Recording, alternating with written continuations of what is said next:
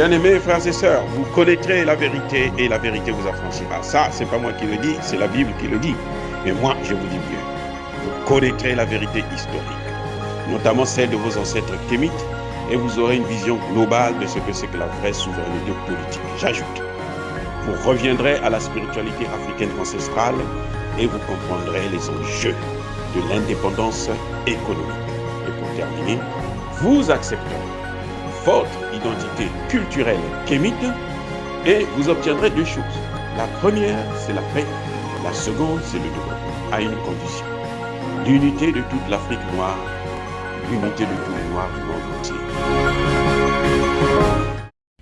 Otep à tous. Bienvenue sur la chaîne des panafricanistes, par essence, par conviction et par excellence. Celle des citoyens kémites par nécessité et obligation de combat. Nous sommes une chaîne qui n'est guidée que par nos ancêtres et rien que par les ancêtres qui appartiennent à l'égrégore du monde noir. Par conséquent, nous ne croyons en aucun Dieu venu de l'étranger. Toutefois, cette vidéo n'est aucunement destinée à inciter à la haine ou à la violence, car nous menons un combat qui est d'abord et avant tout spirituel, ensuite il est politique, géopolitique et géostratégique. Contre l'impérialisme, le colonialisme, le néocolonialisme et l'endocolonat, qui, comme vous le savez tous, sont des crimes contre l'humanité. Et nous menons ce combat sur la base d'un principe fondamental que nous avons hérité de nos ancêtres kémites, qui est celui de la Mahat, c'est-à-dire solidarité, vérité et justice.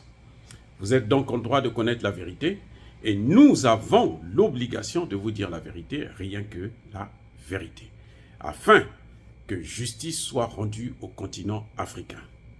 Et ça, c'est notre modeste contribution dans cette noble lutte en faveur de la souveraineté, la dignité, la solidarité et l'unité africaine. Ça, c'est ce que nous appelons le panafricanisme.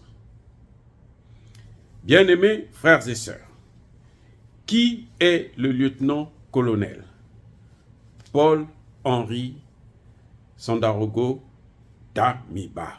Qui est le lieutenant-colonel Damiba? Quand vous vous posez cette question, lorsque vous cherchez des réponses à cette question, vous allez découvrir que, l'Afrique, et notamment le Burkina Faso, n'a pas grand-chose à attendre de ce personnage. Eh oui, qui est Paul-Henri Damiba? Il est né le 2 janvier 1981. À ce jour, il a donc 41 ans. Mais Paul-Henri Damiba n'est pas un homme ordinaire. C'est pas quelqu'un qui a quitté je ne sais pas où et puis bon, il est sorti, il est devenu président de la République. Même si c'est un président d'une transition. Paul-Henri Damiba a fait ses études en France. Il est sorti donc d'une académie militaire française. Paul-Henri Damiba est un intellectuel. Il a au moins, il va avoir soit la maîtrise ou soit un 2A. C'est ce que les gens appellent un master. Bon, master 1 ou master 2, il a un master. C'est clair. Il a écrit un livre. Dans son livre, on voit déjà le personnage. Il a critiqué l'opération Barkhane, la façon dont l'armée française combattait le terrorisme dans le Sahel. Il a critiqué, mais n'a pas apporté de solution. Vous avez déjà vu des choses pareilles? Il critique, il n'apporte pas de solution. Quand on critique, c'est pour dire que non, la voie que nous suivons là n'est pas bonne. Voici la bonne voie. Donc, il écrit un livre, il critique, il ne fait pas de proposition. Ça, c'est déjà un élément grave. Deuxième élément, il arrive au pouvoir, il ne propose pas de meilleure solution. qu'est-ce qu'on peut attendre de lui? Qu'est-ce qu'on peut attendre de lui? Mais il n'y a pas que ça. Monsieur Damiba, à 41 ans, il a été déjà autour de Blaise Compaoré. Il a travaillé avec Blaise Compaoré. Il a été membre de la garde présidentielle, probablement garde du corps, de Blaise Compaoré. Donc il connaît le pouvoir de la politique. Il a les moyens, il a l'argent, il a tout. Mais à 41 ans, il n'est pas marié, il n'a pas de femme, il n'a pas d'enfant. Vous ne pensez pas que ça vous pose un problème comme ça? Je répète, à 41 ans, un homme qui a côtoyé Blaise Compaoré, qui était le président de la République du Burkina Faso, un dictateur, pur et dur, donc qui vit sur la base, qui évolue, qui concentre son pouvoir sur la base de la corruption. Donc c'était des gens qui gagnaient bien leur vie. Et en Afrique, il a 41 ans, il a travaillé, il était au pouvoir, il a l'argent, il n'a pas de femme. C'est que c'est un homme irresponsable. Je suis désolé. Mais attendez, chez nous là, quand la femme, ce n'est pas un objet de décoration, hein. La femme joue un rôle capital dans la gestion même du pouvoir. Il y a de ces pays où, en tout cas à l'époque, maintenant, bon, au fur et à mesure, avec tout ce qu'il y a comme droit, nouveaux droits, et ainsi de suite, bon, on fait ce qu'on veut. Mais à l'époque, si vous n'êtes pas marié, on pense que vous n'êtes pas stable, vous n'avez pas la tête sur les épaules, donc vous n'êtes pas, vous ne pouvez pas accéder à certaines hautes fonctions. Donc M. Damiba arrive au pouvoir, il n'a pas de femme, il n'a pas d'enfant. Comment il peut se soucier de cette jeunesse? En quoi? Il ne peut pas se soucier de ça. Puis s'il ne sait pas ce que c'est, il ne connaît pas les problèmes, il ne connaît pas la responsabilité. Eh oui. Il a été formé en France, un officier sorti de l'Académie française, donc qui a donc pris des engagements auprès des autorités françaises, que moi je pars là, travailler chez moi là, mais je pars pour préserver vos intérêts. Donc s'il y a le choix à faire entre vos intérêts et nos intérêts, moi c'est vos intérêts qui m'intéressent. Ne vous attendez pas à autre chose. Et il n'a pas de femme qui peut essayer de contrebalancer, mais papa, ça ne va pas là, il faut faire attention un peu.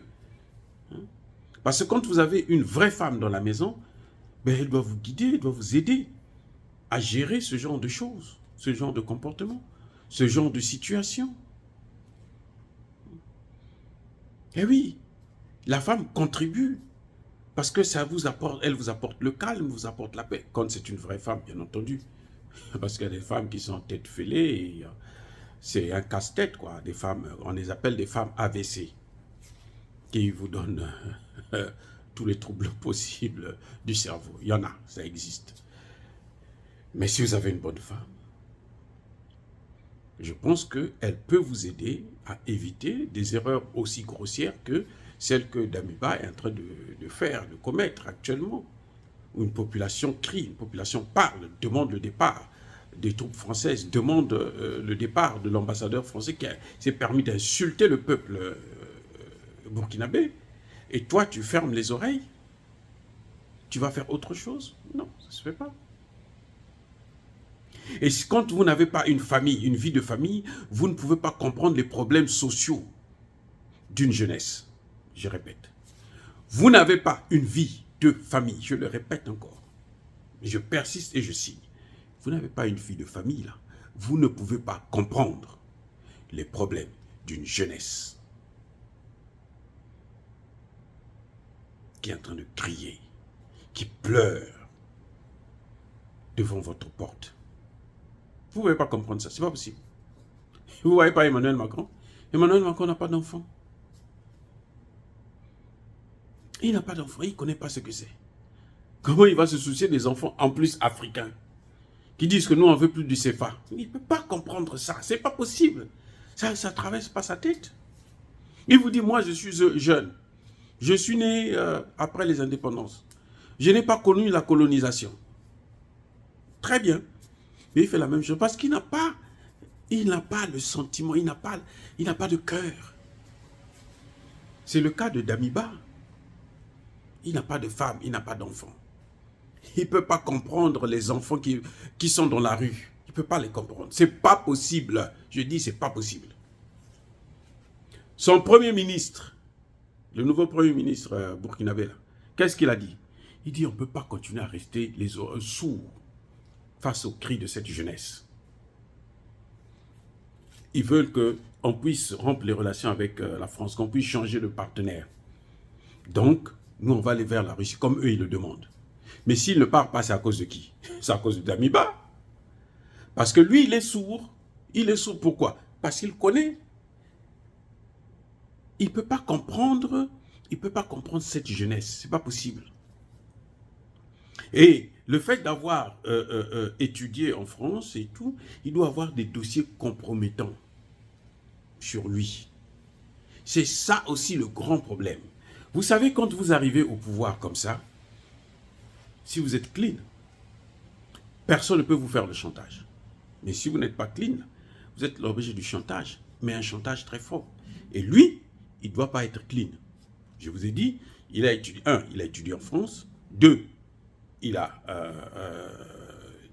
travaillé avec Blaise Compaoré. Et Blaise Compaoré n'était pas un saint. C'est lui qui a tué Thomas Sankara. Ce n'était pas un saint. Il y avait des choses que Blaise Compaoré faisait parce que c'est lui qui avait tué Thomas Sankara. Donc si lui, il veut faire le contraire, essayer d'agir contrairement aux intérêts de la France va lui dire, écoute, nous on va sortir ton dossier sur Thomas Sankara. Et puis il est obligé, ah oui, bon, écoutez, allez, on y va. Même s'il faut tuer 100 personnes, ce n'est pas son problème. C'est le cas de Damiba. Quand vous voyez comme ça, là, c'est qu'il a des dossiers compromettants qui sont dans les mains de la France, et la France le tient par les couilles. C'est aussi simple que ça. Il ne peut pas faire autrement.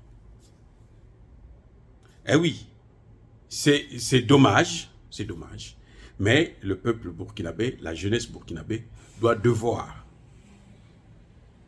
serrer la ceinture, tenir son mal en patience et continuer à militer durement pour arriver à le faire changer, à lui faire changer de face. Donc ce que vous voyez, quand il est arrivé, il a bien dit, moi mon problème c'est la sécurité. Mais tu ne peux pas faire la sécurité, assurer la sécurité d'un peuple, avec un partenaire qui depuis 60 ans n'a jamais pu vous aider, n'a jamais apporté la paix dans votre pays. La France, depuis les indépendances, elle n'a jamais apporté la paix. Citez-moi un seul pays africain où il n'y a jamais eu de guerre, il n'y a jamais eu de coup d'État. Citez-moi un seul francophone. Il n'y en a pas. Parce que la France n'est pas un pays de paix, c'est un pays de déstabilisation. C'est un pays pyromane. C'est tout. Donc, ne vous attendez pas à quelque chose de bon qui doit sortir de Damiba. On est obligé de continuer le combat. Et nous n'allons pas arrêter. Nous n'allons pas nous. Ah oui, monsieur Damiba, nous n'allons pas vous laisser tranquille. Nous allons continuer à faire le travail. Voyez, ces dossiers-là qui sont compromettants, qui vous font peur, parce que vous vous dites que si les Français nous sortent ces dossiers, bon, ça va vous salir. Nous, ce n'est pas ça. Nous voulons que vous puissiez faire notre volonté. Vous puissiez faire la volonté de la jeunesse africaine et notamment la jeunesse burkinabé. C'est ça que nous voulons. Comme le fait votre collègue Assimi Goïta, et comme l'a fait votre aîné Touadéra. C'est tout. C'est ça que nous vous demandons. Si vous faites ça, quels que soient les dossiers compromettants qu'on va sortir sur vous là, nous allons savoir comment on va taire ça. Nous allons savoir comment nous allons répondre. C'est nous qui allons répondre, ce n'est pas vous. C'est nous qui allions répondre.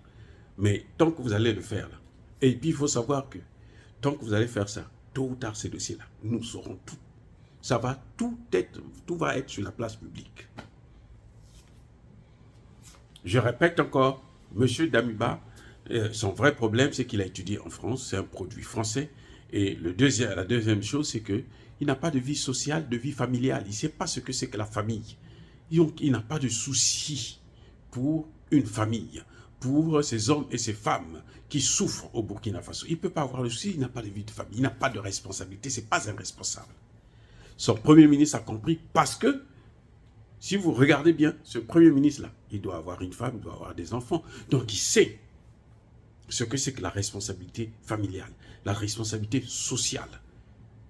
Et ce pourquoi il a pris le pouvoir et il a été soutenu par la population.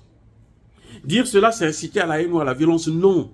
Vous devrez comprendre les problèmes, les mécanismes pour savoir comment il faut réagir. Yaba colère ve Yamalembe. Soyez bénis par le Dieu des Kémites, j'ai dit et j'assume.